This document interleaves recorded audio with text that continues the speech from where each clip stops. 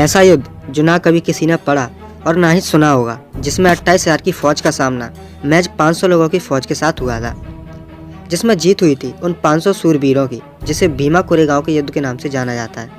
लेकिन भारतीय जातिवादी इतिहासकारों ने इस युद्ध और उन 500 सूरवीरों की वीरता को कहीं भी स्थान नहीं दिया, क्योंकि ये 500 लोग, ये 500 सैनिक जाति से अछूत और महार थे, जिन्होंने अपनी आज़ादी के लिए उन 28,000 पेशवाओं की पेशवाई खत्म कर दी थी।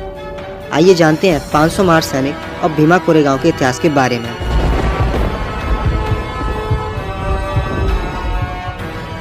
कोरेगांव महाराष्ट्र प्रदेश के पूना जनपद की सिरूर तहसील में पूना नगर रोड पर भीमा नदी के किनारे बसा एक छोटा सा गांव है, जिसे भीमा नदी के तट पर होने के कारण भीमा कोरेगांव के नाम से भी जाना जाता है। उस समय पेशवाई शासकों द्वारा अछूतों पर अमानवीय अत्याचार की बाढ़ थी। इनके शासनकाल में कोई ब्राह्मण यदि सड़क पर चल रहा है तो उस रास्ते पर अछूतों को चलने की मनाही थी, ताकि उनकी छाया से वे भ्रष्ट न हो जाएं।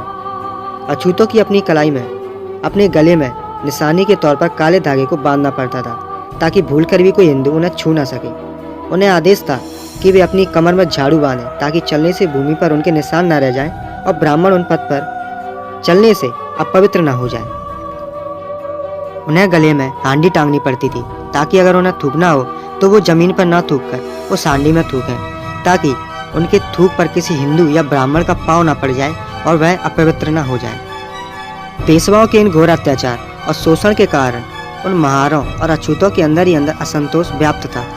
वे इन जुल्मों का बदला लेने के लिए मौके की तलाश में थे। जब महारों का स्वाभिमान जागा तो वहाँ के महार अंग्रेज की सेना में भर्ती हो गए। अंग्रेज अपनी सत्ता को स्थापित करना चाह रहे थे, तो उन्हें महार जाति का सहारा लेना पड़ा, क्योंकि महार कद काठी में दमदार और निडर थे। अंग्रेजों की नज़र पेशवाओं की सल्तनत पर थी, इसलिए अंग्रेज अपनी सेना के साथ पूना से निकल चुके थे। उस समय उनकी फौज 2nd बटालियन 1st रेजिमेंट में मात्र 500 महार थे, जिनमें से 260 घुड़सवार और 25 तोप चालक थे। ये फौज 31 दिसंबर 1817 को रात में 25 मील पैदल चलकर दूसरे दिन सुबह 8 बजे कोरेगांव भीमा नदी के किनारे जा पहुंची। ये फौज अंग्रेज कैप्टन स्टॉटन के नेतृत्व में नदी के एक तरफ थी, तो दूसरी तरफ बाजीराव की विशाल फौज थी, जिसका नेतृत्व 2 सेनापति राव बाजी और बापू खोखले के नेतृत्व में 28,000 सैनिक नदी के किनारे पर काफ़ी दूर दूर तक फैले हुए थे, जिसमें 25,000 पैदल और 3,000 घुड़सवार थे। सुबह 9 बजे युद्ध शुरू हुआ। कैप्टन स्टॉटन ने पेशवाओं की विशाल सेना को देखते हुए अपनी सेना को पीछे हटने का आदेश दिया। पेशवाओं के अत्याचार से तिलमिलाए महार अपने सम्मान और आज़ादी के लिए बिजली की गति से लड़े, और महार सेना वहां से पीछे नहीं हटी और अपनी आज़ादी के लिए पेशवाओं की सेना पर टूट पड़े और तबाही मचा दी, क्योंकि उन महार अछूतों को पता था यही एक मौका है जिससे हम शोषण और अत्याचार का बदला ले सकते हैं। पेशवा सेना धीरे धीरे अपने कदम पीछे हटाती जा रही थी। लगभग शाम 6 बजे महारों ने पेशवाओं को नदी के दूसरे किनारे पर खदेड़ दिया और लगभग रात 9 बजे मैदान छोड़कर भाग गए। इस लड़ाई में मुख्य सेनापति राव बाजी भी मैदान छोड़कर भाग गया, पर दूसरे सेनापति के भागते हुए महारों ने उसे पकड़कर मार डाला।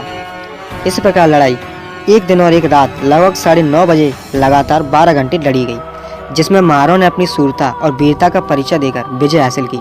महारों की इस विजय ने इतिहास में जुल्म करने वाले पेशवाओं के पेशवाई शासन का हमेशा के लिए खात्मा कर दिया। इस युद्ध में 20 महार सैनिक और 5 अफसर शहीद हुए थे। शहीद हुए महारों के नाम विजय स्तंभ पर अंकित हैं, जो इस प्रकार हैं। इस लड़ाई में महारों का नेतृत्व करने वालों के नाम निम्न हैं। संग्राम में जख्मी हुए योद्धाओं के नाम इस प्रकार हैं। इस युद्ध में जिन महार सैनिकों ने वीरता से लड़ते हुए वीर गति को प्राप्त किया, उनकी याद में अंग्रेजों ने उनके सम्मान में सन 1822 ईस्वी में कोरेगांव के भीमा नदी के किनारे काले पत्थरों का एक क्रांति स्तंभ का निर्माण कराया। अंग्रेजों ने जो विजय स्तंभ बनवाया, वहां उनके शहीद हुए महारों की वीरता के संबंध में अंग्रेजों के स्तुति युक्त वाक्य लिखे गए थे। ब्रिटिश सेना को जो पूर्व के देशों में जो कई प्रकार की जीत हासिल हुई, उनमें ये अद्भुत जीत थी। इस स्तंभ को हर साल 1 जनवरी को देश की सेना अभिवादन करने आया करती थी। इसे सबसे पहले महार स्तंभ, फिर बाद में जय स्तंभ के नाम से जाना गया। यह स्तंभ 25 गज लंबे, 6 गज चौड़े और 6 गज ऊंचे एक प्लेटफॉर्म पर 30 गज ऊंचा स्थापित है। 1851 में एक सैन्य समारोह में अंग्रेजी सरकार ने शहीद हुए सैनिकों को मेडल देकर सम्मानित किया। बाबा साहब डॉक्टर भीमराव अम्बेडकर जी हर साल 1 जनवरी को अपने शहीद हुए पूर्वजों को श्रद्धांजलि अर्पित करने के लिए यहाँ पर आते थे। आज भी इस पवित्र स्मारक पर लाखों की संख्या में लोग अपने पूर्वजों को श्रद्धा सुमन अर्पित करने आते हैं।